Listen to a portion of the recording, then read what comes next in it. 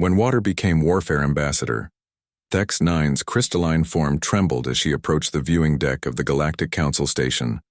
Her translucent body, normally a calm blue, flickered with nervous yellow streaks as she gazed out at the assembled fleet. Hundreds of ships from dozens of species floated in formation, all united by one terrible fear. The aqua streams were coming. Representative Thex-9, came a voice behind her.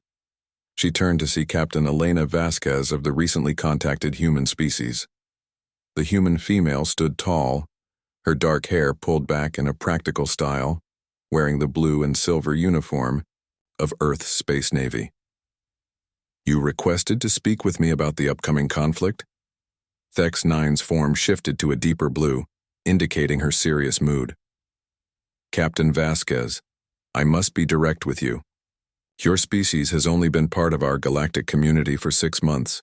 You do not understand the horror we face."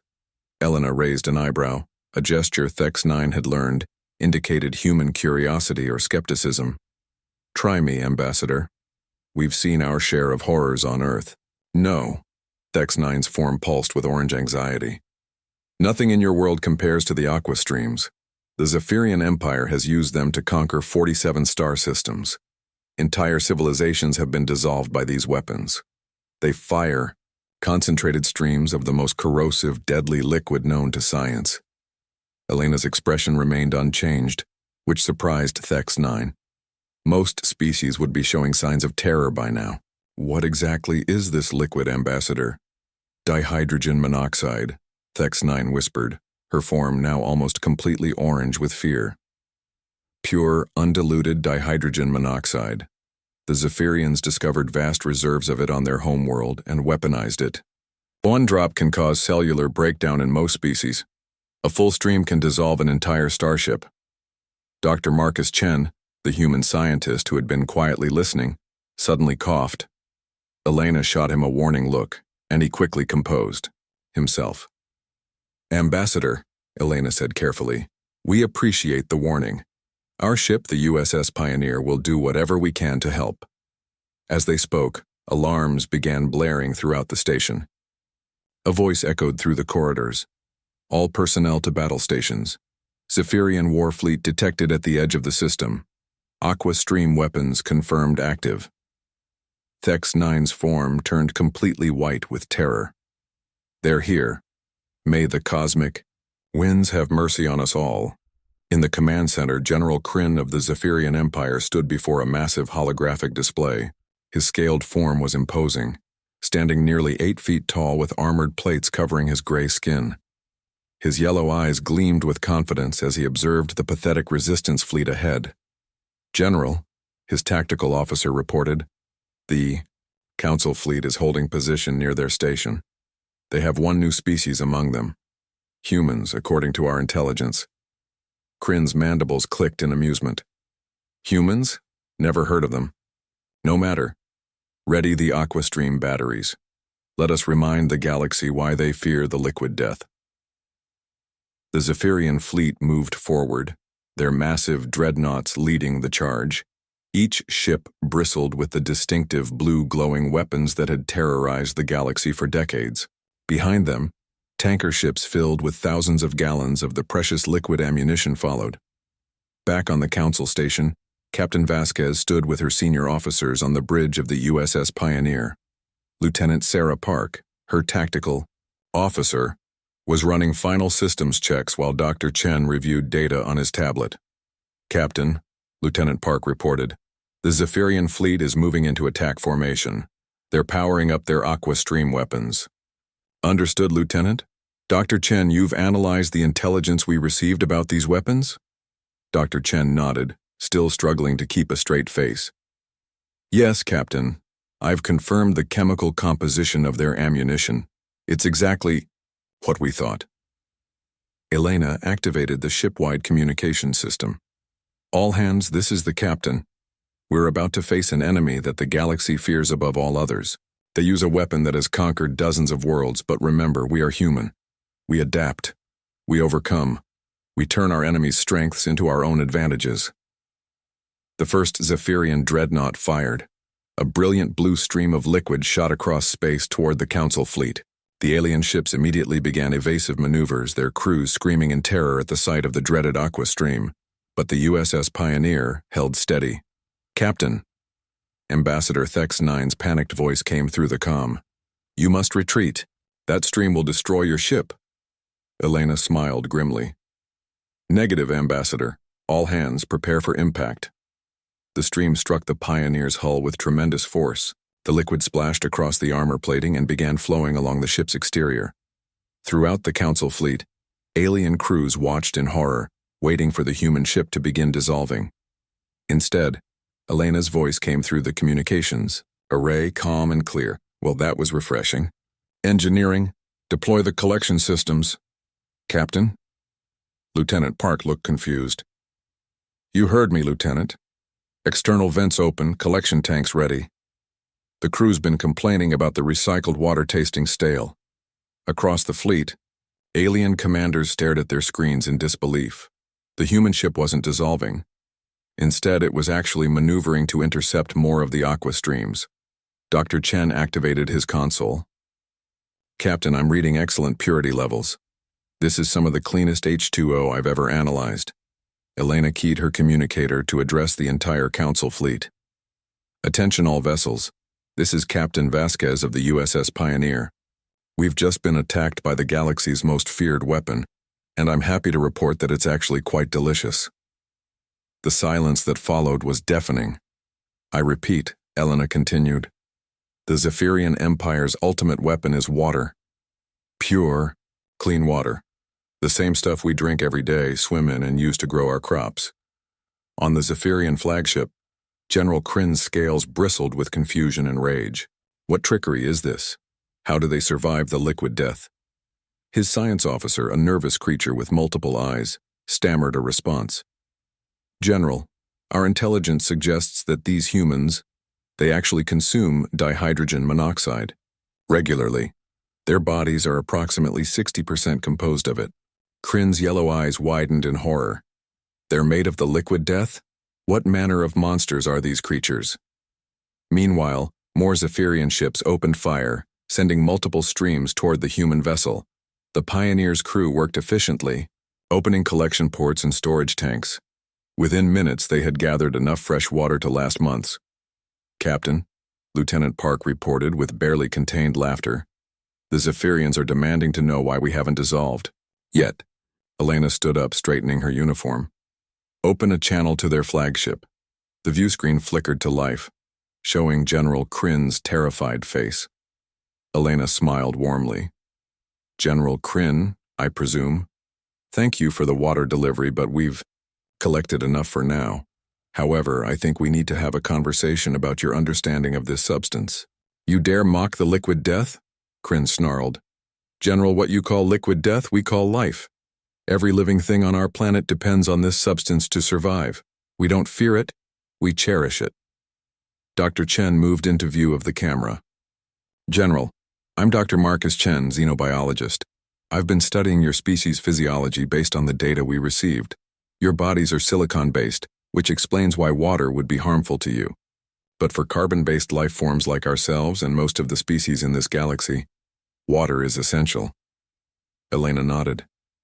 "What you've been using as a weapon of conquest could be used as a tool of life. Instead of destroying worlds, you could be helping them flourish." The implications began to dawn on both fleets. Throughout the Council ships, species that had lived in terror of the aqua streams began to realize that their most feared enemy was actually using the most fundamental building block of life as a weapon. Ambassador Thex-9's form had shifted to a swirling mixture of colors as she processed this revelation. "Captain Vasquez, are you suggesting that this liquid, water, is beneficial to life?" "More than beneficial, Ambassador. It's essential. Without water, carbon-based life cannot exist. It's needed for cellular function, temperature regulation, nutrient transport, everything." On the Zephyrian flagship, General Kryn found himself facing a crisis unlike any in his military career. His most powerful weapon had been neutralized, not by superior firepower or advanced technology, but by knowledge and understanding. Sir, his communications officer announced, several of our ships are requesting clarification on the new intelligence about the liquid death. Kryn looked at the human ship on his screen, still intact and actually gleaming from the water that had struck it. For the first time in his life, he began to question everything he thought he knew about warfare. The battle lines were drawn, but the real conflict was just beginning. It wasn't going to be fought with weapons or shields, but with ideas and understanding.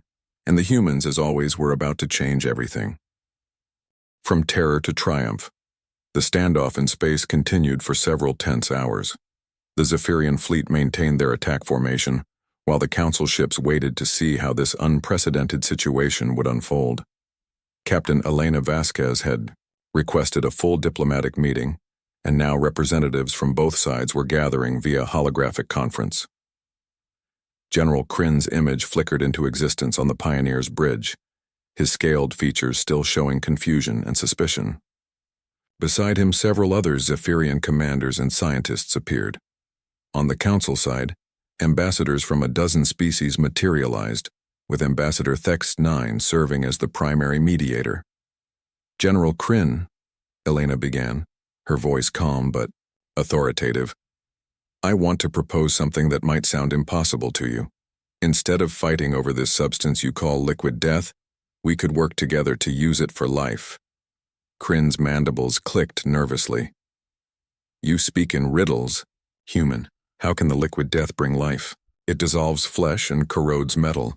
Dr. Chen stepped forward, tablet in hand. General, may I share some data with your science team? I believe there's been a fundamental misunderstanding about the properties of dihydrogen monoxide. A Zephyrian scientist, distinguished by the complex crystal growths on his skull, nodded cautiously. I am Dr. Vex, Chief Science Officer. I will examine your data, though I doubt you can explain away the deaths of billions. Dr. Chen transmitted his findings to the Zephyrian ship. Dr. Vex, what you're seeing is a complete biological and chemical analysis of water's effects on different life forms. For silicon-based life like yours, yes, water can be harmful because it interferes with your crystalline cellular structure. But for carbon-based life, it's the opposite. Dr. Vex studied the data for several minutes, his crystal growths flickering, with different colors as he processed the information. This suggests that the liquid death affects different species differently based on their biochemistry. Exactly, Dr. Chen confirmed. What's poison to you is medicine to us. But here's the important part. Most of the species in this galaxy are carbon-based like humans. The civilizations you've conquered weren't dying from the water itself, but from the massive quantities and the violent delivery method. Elena could see understanding beginning to dawn in General Kryn's eyes. General, I want to show you something. Lieutenant Park, prepare a demonstration. Lieutenant Park nodded and activated the ship's external cameras. The crew had set up a small hydroponic garden in one of the cargo bays, visible through the bay's transparent aluminum windows. This is our ship's garden, General. Watch what happens when we add your liquid death to it.